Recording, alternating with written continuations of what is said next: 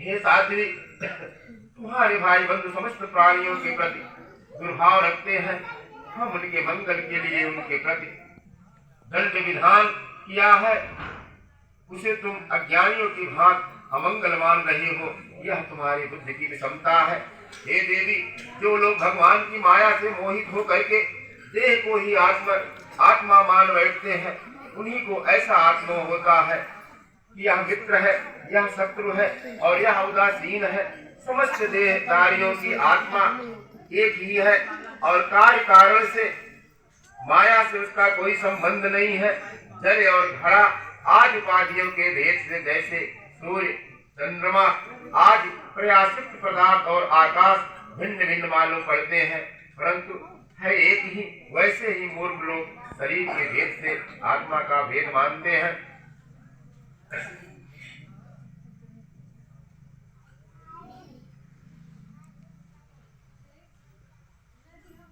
जैसे सोया हुआ पुरुष किसी पदार्थ के न होने पर भी स्वप्न में भोगता भोग और भोग रूप फलों का अनुभव करता है, उसी प्रकार अज्ञानी लोग झूठ मूठ संसार चक्र का अनुभव करते हैं।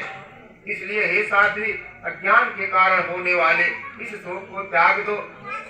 यह शोक अंतःकरण को मुरझा देता है, मोहित कर देता है, इसलिए इसे छोड़कर तुम अपने स्वरूप में स्थित हो जाओ। श्री सुखवाद यं भगवता तन्मे रामेण प्रतिबोधिता वैमनस्यं परित्यज्य मनोबुद्ध्या समाधते।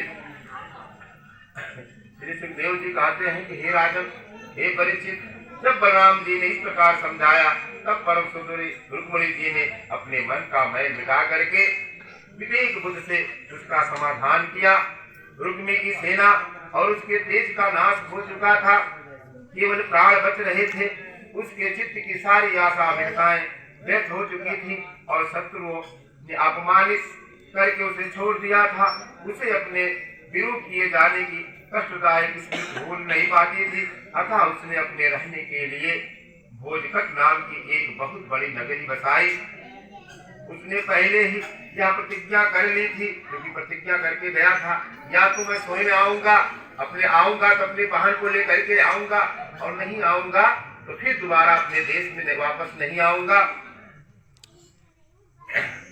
भोजकट नाम की एक बहुत नगरी बसाई। उसने पहले यह प्रतिज्ञा कर ली थी, इसलिए क्रोध करके वह वहीं रहने लगा।